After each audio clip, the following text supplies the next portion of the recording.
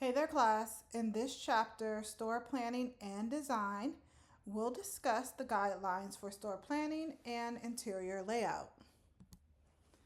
Functions of the store planner. In the world of retail today, the store planner is responsible for creating an experience that excites the senses.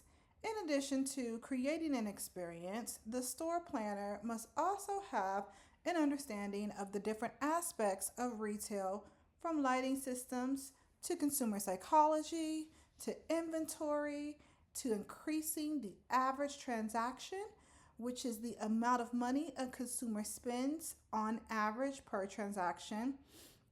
They must also have a background in architecture or interior design. As you can see, the role of today's store planner is far greater than what it has been historically.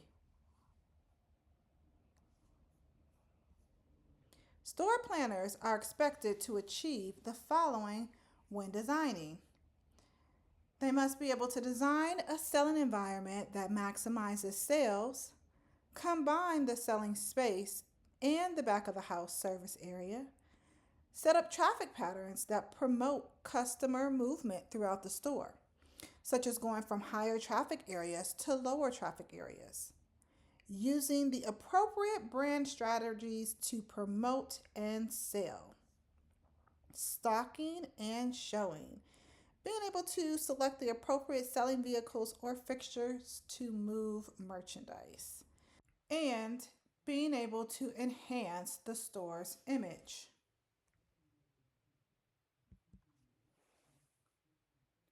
Consumer expectations. So today's consumer expect when they are shopping to enter into a space that is people-centered, comfortable, that offers them a variety of amenities that provide social interaction and interactivity.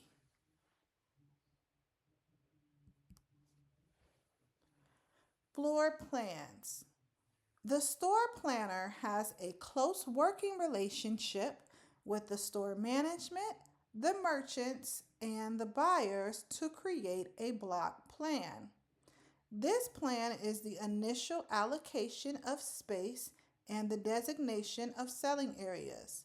Essentially, it is a method of experimenting with space layout. The final floor plan, a flat representation of the length and width of an area as seen from overhead, is derived from the block plan and incorporates details and specifications. Floor plans are designed on a scale, meaning that each foot of actual space on the plan is represented by 1/8 of an inch or 1/4 of an inch.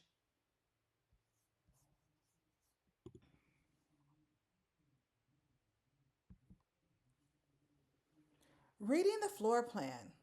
Let's get familiar with some of the basic architectural symbols found on floor plans.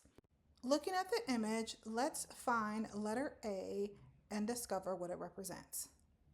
So letter A is going to be at the top of the screen, more towards the middle, and it represents an exterior structural wall. So the wall is displayed by a heavy solid line or two lines that are not filled in. Letter B is more so located towards the bottom left-hand side, and letter B is a floor to ceiling interior wall, partition, or a solid divider. This is going to be indicated by a solid line that is thinner than letter A. So this wall may or may not be a structural wall, meaning it may not bear weight of the building and could more so just be for decorative purposes. Letter G is in the top right hand corner of the image, and it is a traditional door, which is represented by a thin line plus an arc. So the arc shows the direction and the extent that the door swings. N is in the bottom right-hand corner. N is a plated glass window that cannot be opened. This window is very similar to a picture or display window. It is indicated or represented by two fine lines that are abut and fit inside a heavy line representing the exterior wall. Q, the tile floor, is represented at the very bottom of the image. It also represents vinyl, asphalt, ceramic, or marble squares. And lastly, you can find W on the bottom right-hand corner of the image.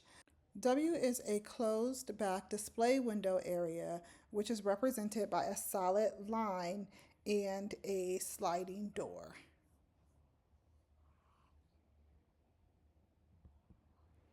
Store planning symbols, fixtures.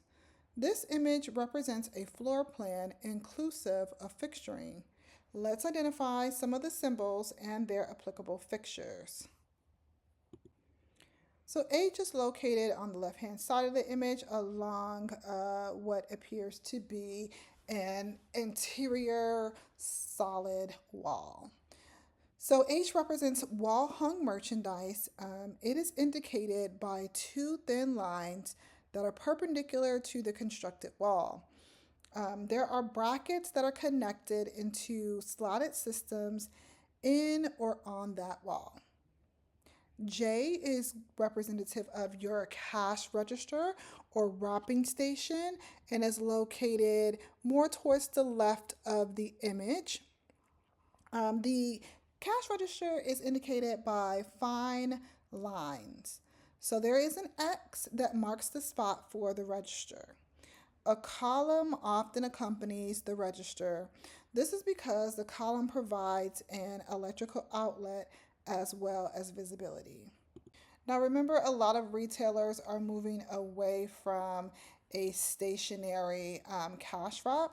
So some retailers may not have an actual cash register because their sales associates utilize some sort of mobile device like a tablet to actually complete a transaction.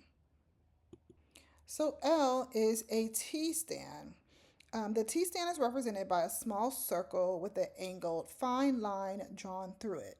So an example of a T-stand is located just above the jean area, and then there is another one above the jean area and to the right. So M, a round rack on a Y-frame, can also be found right above the jean area. So this fixture is indicated with a Y shape in the center of a circle.